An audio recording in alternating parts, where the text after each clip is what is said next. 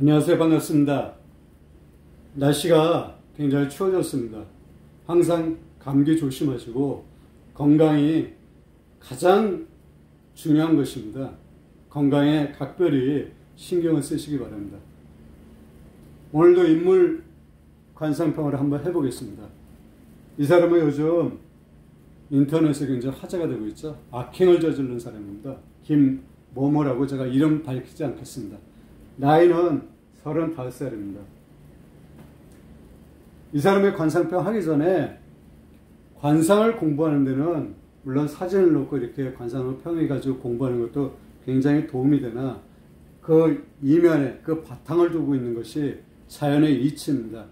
자연에 있는 모든 것을 갖다가 그 특징을 하나하나 살펴보는 게 정말 관상을 보는데 그게 밑바탕이 되는 것입니다.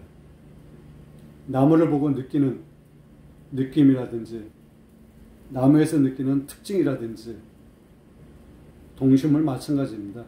모든 현상을 통틀어서 그 특징을 살펴보면 굉장히 관상 공부 이해를 하는데 도움이 많이 되고 그렇게 또 관상 공부를 해야 됩니다.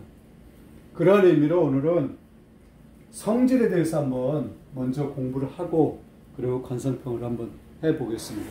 우리가 그런 말들을 많이 쓰죠. 저 사람 성질이 참 뭐 같다. 이런 표현을 많이 합니다.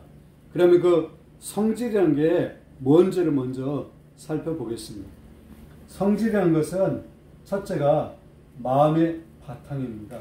굉장히 어려운 것이죠. 마음의 바탕이 되는 게. 내가 품고 있는 마음의 바탕이 바로 성질입니다. 그 성질은 주어지는 게 아니라 내가 태어날 때 가지고 태어나는 것입니다. 물론 학습 효과로 그 마음을 바꿀 수는 있습니다. 하지만 고유한 성질은 바꾸지 못합니다. 그리고 두 번째, 사물이나 현상이 본디부터 가지고 있는 고유의 특징이라고 했습니다. 생명체든 무생명체든 그게 원래부터 가지고 있는 특징이라는 게 있습니다. 그래서 자연에 비춰보자 그러면 대나무 있습니다. 대나무. 대나무의 성질은 차다, 찬 성질입니다. 차다. 대나무가 찹니다. 성질이. 그래서 한여름에 대나무 숲에 들어가면 굉장히 시원합니다. 그리고 이것을 이용해서 우리가 죽부인 아시죠? 한여름 밤에 잠이 안 올 때 죽부인을 껴안고 자면 굉장히 시원합니다. 그것은 대나무의 성질이 차기 때문에 그것을 끼얹는 것입니다. 이렇게 성질이 각각 다 있습니다. 이 성질을 잘 이해하게 되면 유용하게 쓰일 수가 있죠. 그래서 대나무를 죽부인으로 만드는 것입니다. 그 성질을 이용해서 우리 인간이 편하도록 쓰임새를 쓰고 있는 것입니다. 그리고 여기 보시면 제가 갈치 사진을 제가 준비를 했습니다. 이건 제가 시장에 가서 찍었습니다. 여기는 굉장히 싱싱하죠? 그리고 싱싱하지 못하고. 그것은 여러분 딱 보시면 아시죠? 빛깔로서 이렇게 판단이 되죠? 이것도 나중에 공부하겠지만, 그리고 한번 공부했습니다. 이렇게 사람은 윤택해야 되는 것입니다. 그래야 운세가 좋은 것입니다. 갈치는 성질이 급합니다. 급하다. 그래서 낚시로 갈치를 낚게 되면 바로 죽어버립니다. 자기 성질에 못 이겨서 금방 죽습니다. 그러면 사람도 성질이 급하면 좋을 게 없습니다. 사실 좀 여유를 갖고 느긋하고. 근데 성질이 급하게 되면 앞뒤 생각 안 하고 하게 되면 문제를 일으킬 수 있죠. 그러한 성질이 있기 때문에 고유의 특징, 이것 때문에 문제가 발생되는 것입니다. 그러면 내가 성질이 급하다 그러면 좀 릴렉스하게끔 내가 조절을 해야 되죠. 하지만 이걸 조절하는 게 그렇게 쉽지는 않습니다. 그러면 이 사람에 대해서 한번 살펴보겠습니다. 사실 이 얼굴을 보고 이 사람이 악행을 저질렀는지 안 저질렀는지 살펴보는 것은 쉬운 게 아닙니다. 항상 그 댓글을 다시죠. 이연령 비연령 꽤 맞춘다는 그런 말씀들 하십니다. 사실 그 말이 어느 정도 타당성은 있습니다. 처음에 이 사람을 보고 이렇게 악행을 저질른 사람이라고 관상을 평하기는 굉장히 어려운 것입니다. 그러면 이 사람의 얼굴에는 무슨 문제가 있는지를 한번 살펴보겠습니다. 우리 관상에서 가장 중요한 게 눈이라고 했죠. 눈은 정신입니다. 그리고 자연에 비유하자면 해와 달입니다. 그래서 눈이 중요한 것입니다. 정신.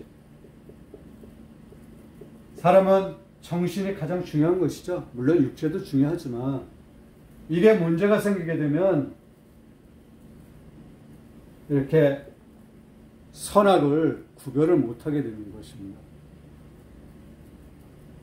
그러면 눈이 정신이라고 했는데 이 사람의 눈은 어떤지 한번 보십시오. 이 눈은 육식의 눈입니다. 초식의 눈이 아닙니다. 그리고 눈이 좌우가 보면 눈에서 느끼는 그 느낌, 기운, 안광 자체가 짝짝입니다. 이것을 우리는 관상용어로 음양안이라고 하죠. 아마 관상아들도 다 이렇게 표현을 아마 하실 것입니다. 그리고 또 중요한 눈썹 한번 보십시오. 눈썹이 내려와 있죠, 끝이. 여기는 좀 많이 내려왔습니다. 눈썹 있고 눈이 이렇게 있고 코가 있습니다. 그러면 우리 얼굴이 이렇게 있다 그러면 귀가 있죠. 요 관자놀이 이 부위를 처첩궁이라고 합니다. 처첩궁. 부부와의 관계를 살펴볼 수 있는 것입니다.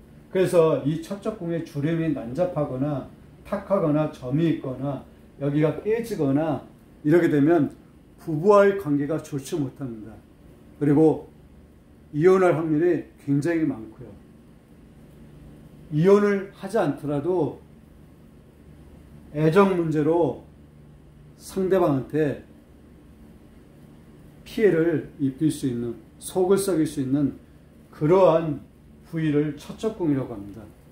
그래서 부부와의 사이를 보려고 하면 이 처첩궁을 봐도 굉장히 도움이 많이 됩니다.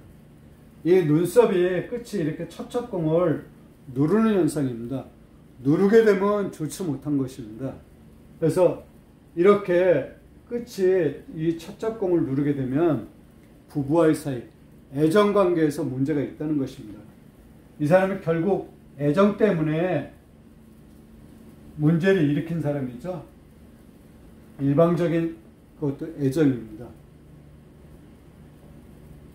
그래서 이 눈썹과 눈이 이렇게 썩 좋은 눈이 못 됩니다. 눈썹도 마찬가지고요. 그리고 눈과 눈 사이, 이 코가 있죠. 코가 여기를 산근이라고 합니다. 코는 오악 중에 하나죠. 오악이란 것은 이마, 양광골, 코, 턱 5개를 오악이라고 합니다. 이 부위는 솟았죠. 산근이란 것은 산의 뿌리란 뜻입니다. 우리가 이렇게 산이 있다 그러면 여기가 상근에 해당됩니다. 이 부위가 굉장히 꺼져 있죠. 이 부위가 꺼져 있는 것은 좋은 상근이 아닙니다. 그리고 이 코는 특히 이 부위는 도덕성을 나타냅니다. 도덕성. 그래서 이 부위가 문제가 있다 그러면 도덕적인 문제, 이런 문제를 일으킬 수 있는 것입니다. 그렇다고 반드시는 아닙니다. 이 점 각별히 유념해서 사람을 볼 때 판단을 하셔야 됩니다. 그래서 이 사람은 35세라 그러면 나이대로 어디냐면 눈에 해당됩니다. 여기가 35세입니다. 남자는 왼쪽이 양이죠. 그래서 나이를 따질 때 여기부터 따집니다. 35, 36, 37, 38, 39, 40 이렇게 따집니다. 왼쪽 먼저 시작합니다. 여자는 반대고요. 그래서 35세면 이 눈에 이 부위에 지금 들어와 있다는 것입니다. 그래서 문제를 이 사람이 일으킨 것입니다. 그래서 이런 문제가 있기 때문에 이 사람이 악행을 저지르게 된 것입니다. 다시 한번 말씀드리지만 이 관상은 이러한 모든 현상을 살펴보고 관상을 평해야 됩니다.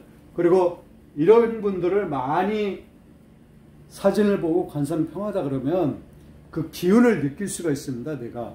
그래서 사람을 딱 보면 아, 저 사람은 왠지 내가 저 사람은 썩 좋은 사람이 못 될 것 같다. 저 사람은 착할 것 같다. 저 사람은 어떨 것 같다.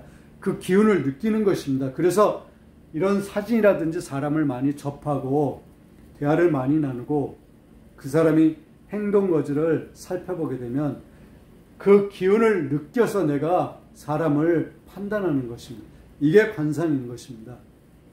물론 반드시 그런 것도 있고 반드시 그렇지 못한 것도 있습니다. 확률적으로 몇 프로, 뭐 80%, 90% 이렇게 가져가는 것입니다. 하지만 반드시 가져갈 것이 또 있습니다. 그래서 이 사람은 이러한 문제가 있기 때문에 인생을 살아가면서 선하지 못한 일을 벌였던 것입니다. 오늘은 이 정도로 하겠습니다. 대단히 감사합니다.